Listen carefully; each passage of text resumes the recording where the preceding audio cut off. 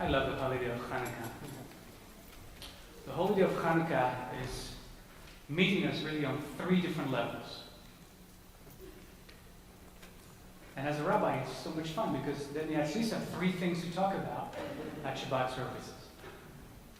First of all, Chanukkah is the first really holiday we have that has any correlation with any history. Everything else is made up. Passover, Yom Kippur, Rosh Hashanah, all of that is made up. Chanukkah actually has some historical base. There are events there that truly happened. We have a few books that relate those events from actually different sources. So we know that around the year 167 BCE, there was a revolt. There was a revolt of the Jewish people, not all the Jewish people actually, part of the Jewish people, against the rule of Antiochus Epiphanes, the ruler of this area of the Greek Empire. The Greek Empire got divided after Alexander the Great died. In different places, there were different sub-rulers who took care of the area that they were ruling over. And we had actually a pretty good time with the Greek Empire. We were conquered around 333. It's a very easy one to remember because 3 3s. So if somebody asks you, so when did Alexander conquer? Well, that was 333 BCE. I know that. I think 332, but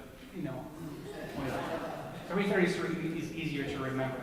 Nathaniel, when was Alexander conquering year? 333. Very good. So you can skip that for your bar mitzvah training. Done. Check. Very good.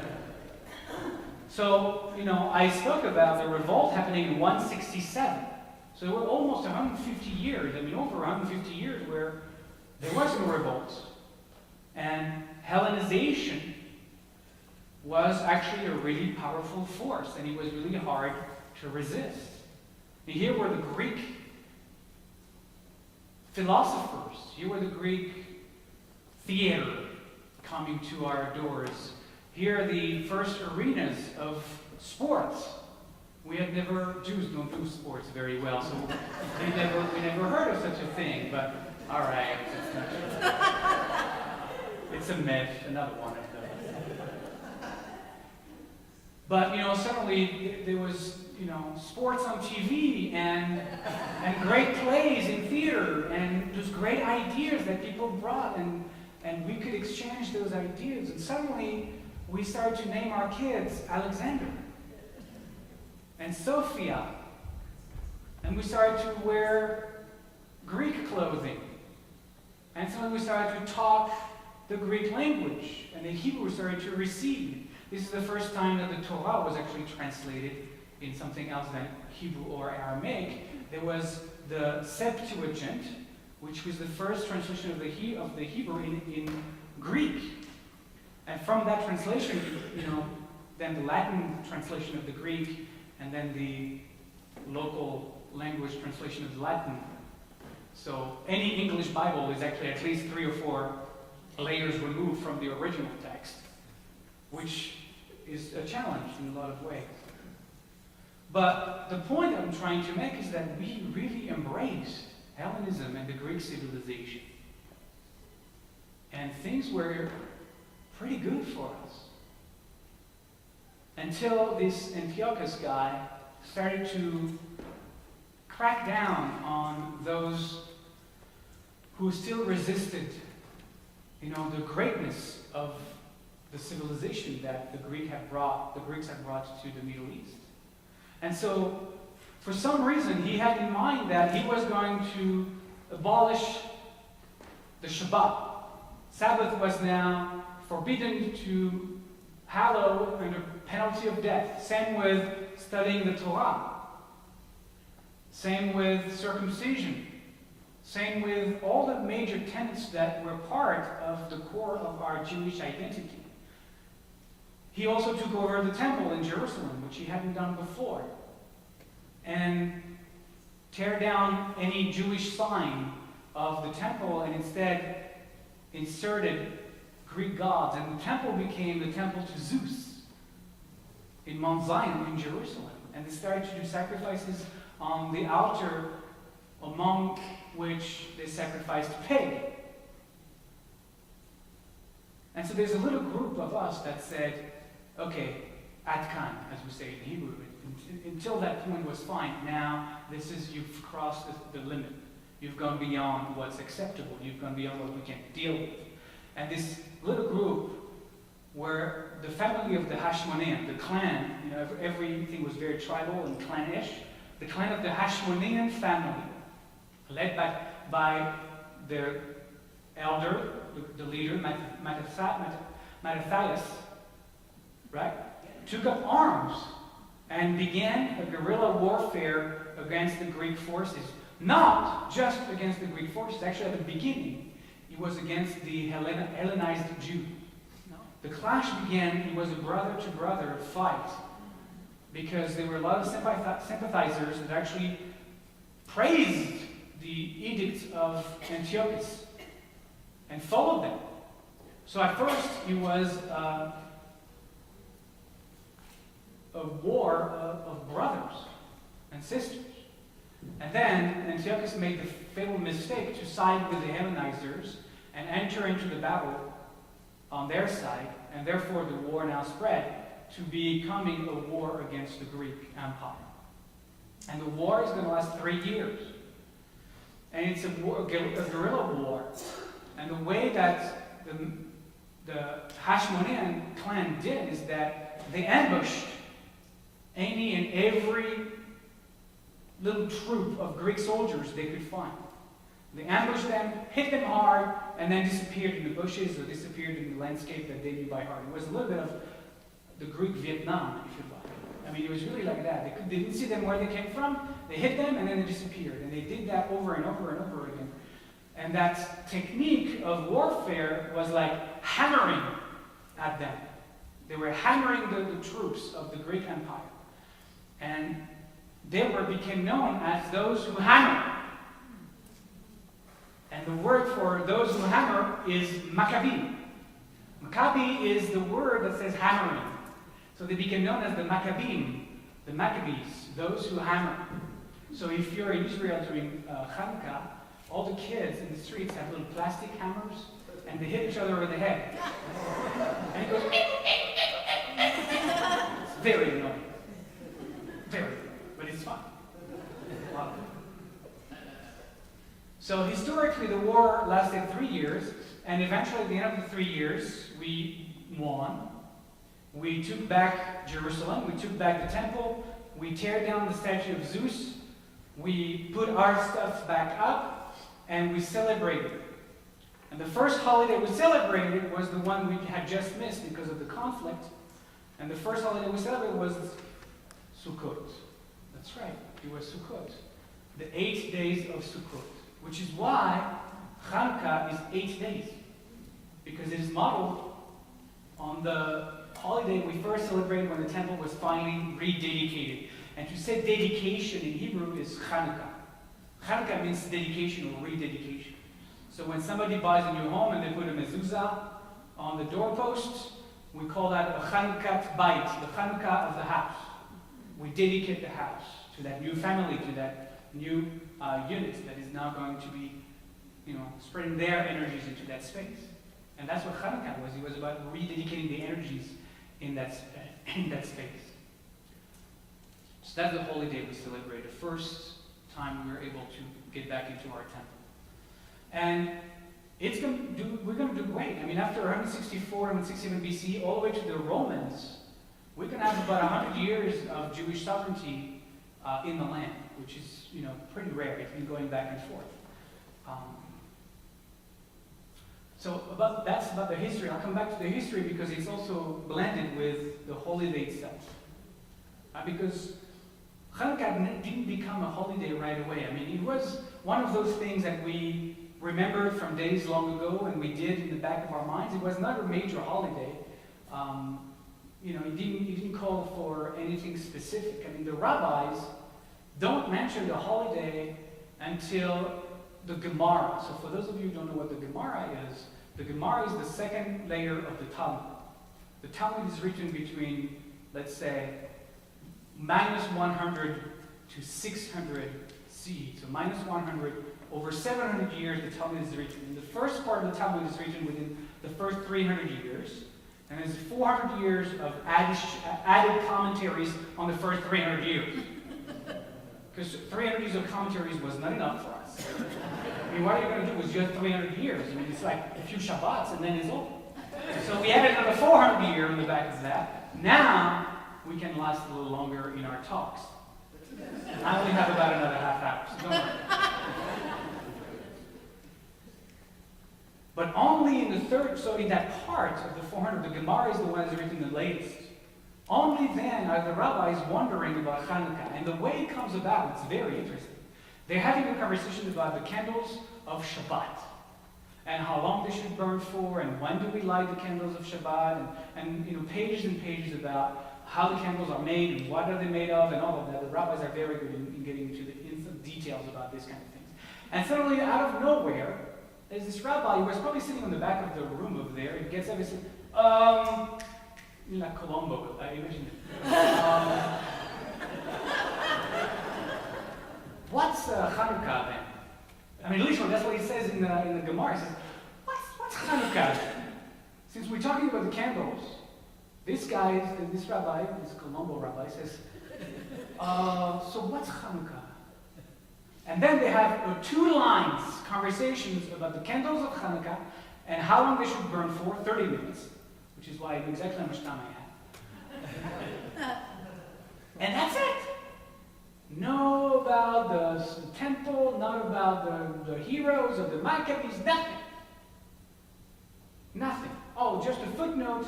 By the way, there was a little jar of oil that we found when we rededicated the temple. They're writing that. They're totally making it up. They're writing that. We found this little jar of oil, and we had enough just for one day, but somehow a miracle happened. And as we rededicated the temple and kindled the candelabra, the menorah, the big, great menorah of the temple, we put the oil in all the 7 branches. And not only did it burn for the first day, but it burned for 8 days. Hence the reason why we are celebrating Hanukkah for 8 days. Period. That's all we know about 700 years worth of rabbinic commentary about Hanukkah. So the Hanukkah is about, for the rabbis, for the religious entity, the Hanukkah is about the celebration of the oil. The miracle of the oil.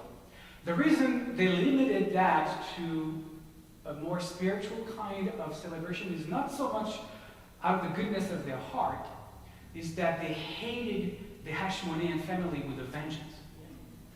I'm actually really serious about that. The Hashmonean family, who were great liberators against the Greek, when the Romans came around, invited the Romans in, which eventually led to the conquest of Palestine. Eventually the Romans are going to call Israel Palestine, because the Hashmonean family, who wanted to keep themselves in power, made a deal with the Romans and invited them in. And as they invited them in, they got in bed with them. They made sure that they stayed in power. They made sure that they did everything they could to appease the Romans, to do what the Romans' bidding was. And what they did, which was completely anti the legality of the system of the temple, is that they took upon themselves, the Hashmonean became both the priests of the temple and the king. There used to be a separation of church and state. And it was critical for that to remain in place. The Hashmonean took care of that, and they took both positions. They were at the same time the priest and the king. So they had complete power over the entire people of Israel.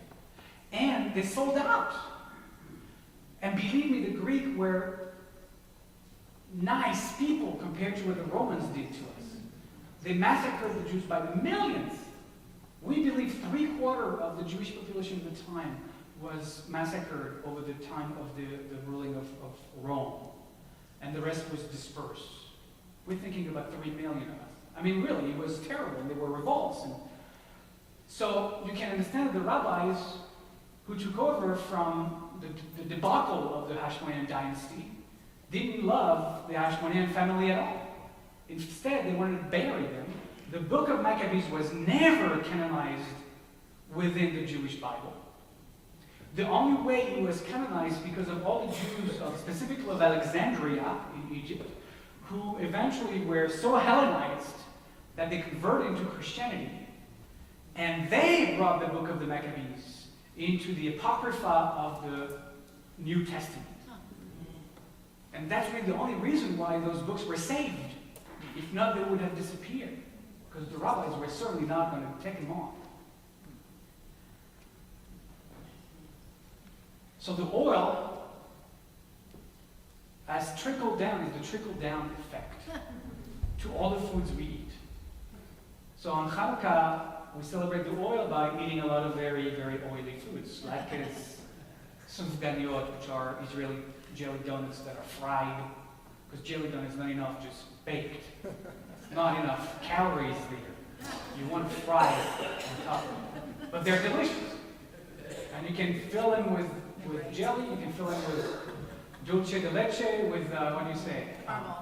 Caramel. But dulce de leche is custard. I mean, it's just amazing.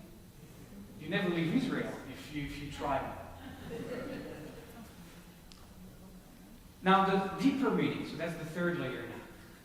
The third layer of Chanukkah is really powerful. Because the story of the Maccabees, we're part of a time now where we can take both the rabbi's point of view and we can take the Maccabees' point of view and embrace them both. And I think that's the level we're in now. We can reconcile, right? So what we do is that we can embrace the story of the Maccabees as preserving our own sense of identity, right? As making sure that we ourselves don't melt into whatever the circumstances of our lives are and disappear ourselves in those moments and those circumstances. That we stand for the truth of who we are. That we stand our ground, not only within but also without. That even in moments of darkness, as a people, as a Jewish people, we also keep our identity intact. And that we stand in that.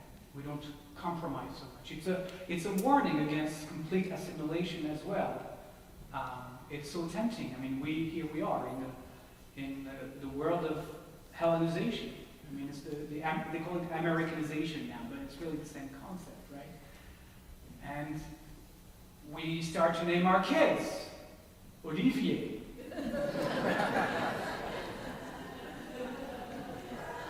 And, we're dressed like those Hellenizers. And that's fine. I think we also need to embrace that. There's power in not rejecting, but in sharing while preserving who we are. I think the core of, for example, interfaith work. Interfaith is not about let's all of us melt together into this one boiling new religion that will be a mix of everything. Because that won't taste good.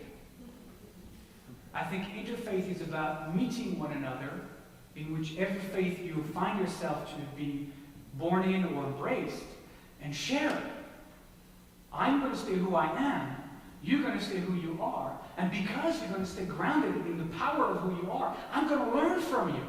I'm going to grow myself. I'm going to take what I feel is best in your religion and embrace that and grow mine and look for similarities in me.